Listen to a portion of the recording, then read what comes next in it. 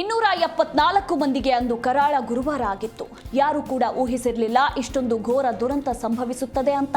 ಆದರೆ ಕಣ್ಣು ಮುಚ್ಚಿ ತೆರೆಯುವಷ್ಟರಲ್ಲಿ 274 ಜನರ ಪ್ರಾಣ ಹಾರಿ ಹೋಗಿದೆ.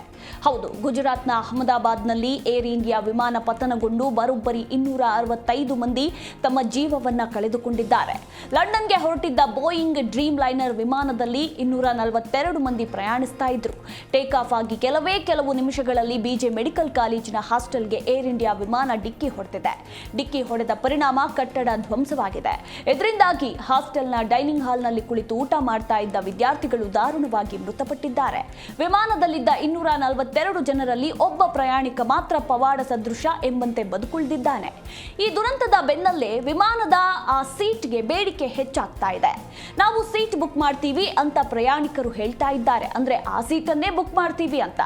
ದಿಢೀರ್ ಅಂತ ಇದೇ ಸೀಟ್ಗೆ ಡಿಮ್ಯಾಂಡ್ ಹೆಚ್ಚಾಗಿರೋದು ಯಾಕೆ ಗೊತ್ತಾ? ಇಲ್ಲಿ ಕಾರಣ ಇದೆ. ಅದೇನಂದ್ರೆ ವಿಮಾನ ದುರಂತದಲ್ಲಿ ಅಚ್ಚರಿ ಎಂಬಂತೆ ವಿಶ್ವಾಸ್ ಕುಮಾರ್ ರಮೇಶ್ ಬದುಕಿ ಬಂದಿರೋದು ಇದೀಗ ಅದೇ ಸೀಟ್ನ ಮುಖಾಂತರ. ಹೀಗಾಗಿ ಆ ಸೀಟ್ಗೆ ಬೇಡಿಕೆ ಹೆಚ್ಚಾಗಿದೆ. ಅವರು ವಿಮಾನದಲ್ಲಿ ಕುಳಿತುಕೊಂಡು ಪ್ರಯಾಣ ಮಾಡಿದ್ದ 11A ಸೀಟ್ಗೆ ಡಿಮ್ಯಾಂಡ್ ಹೆಚ್ಚಾಗಿದೆ. ಈ ಬಗ್ಗೆ ನೆಟ್ಟಿಗರು ಸೋಷಿಯಲ್ ಮೀಡಿಯಾದಲ್ಲಿ ಪೋಸ್ಟ್ ಮಾಡುವ ಮೂಲಕ ಹೆಚ್ಚಿನ ಹಣ ಕೊಡ್ತೀವಿ, ನಮಗೆ ಅದೇ ಸೀಟ್ ಬೇಕು ಅಂತ ಬೇಡಿಕೆ ಇಡ್ತಾ ಇದ್ದಾರೆ. ಎಮರ್ಜೆನ್ಸಿ ಎಕ್ಸಿಟ್ ಬಳಿಯೇ ಇರೋದ್ರಿಂದ ಡಿಮ್ಯಾಂಡ್ ಹೆಚ್ಚಾಗಿದೆ.